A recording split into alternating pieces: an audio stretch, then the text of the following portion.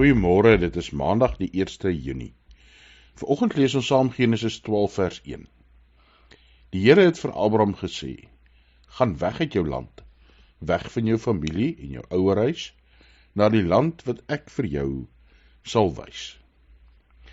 Ons ken die verhaal waar God vir Abraham roep, om uit sy geboorteland uit te gaan, dan lei hy hom tot by die land Kanaan, dat hy uiteindelik vir hom beloof dat dit die land sal wees wat sy nageslag, sy kinders en kleinkinders en agterkleinkinders en almal wat volg, gaan erf en van gaan deel wees. Dat God die belofte maak aan Abraham dat hy sy God sal wees. Dat hy wil hê dat Abraham sy volgeling sal wees, dat hy uiteindelik sy volk sal wees. God praat met ons vandag. God gebruik ons. God het vir Abraham gestuur en so stuur hy ook vir ons. Partykeer stuur hy ons na ver lande toe, soos vir Abraham. Partykeer stuur hy ons naby, na ons bure toe, na ons woonbuurte om ons toe, dalk iewers na ons eie land, dalk sommer net na die mense wat saam met ons in die huis bly.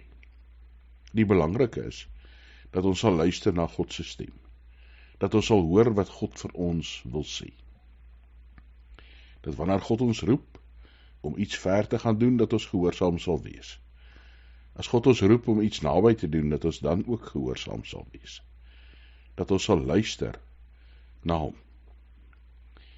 Kom ons luister wat die Here vir ons in hierdie week, elkeen, persoonlik vra.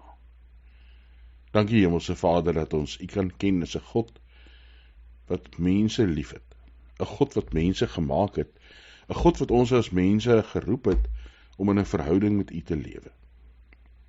Ja, Here, U het vir Abraham gestuur, weg van sy eie huis, na 'n ver land toe.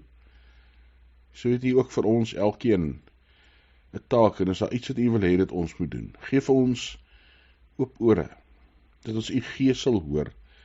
Ja, Here, dat ons gehoorsaam U sal volg. As dit is om na 'n ver land toe te gaan, maak ons bereid om dit te doen. Here, as dit is om dalk net binne in ons eie huis iets te doen, te sê, Here, mag ons dan ook die vrymoedigheid hê, maar so ook in al die plekke tussenin. Dankie dat ons weet, U rus ons toe met U Heilige Gees.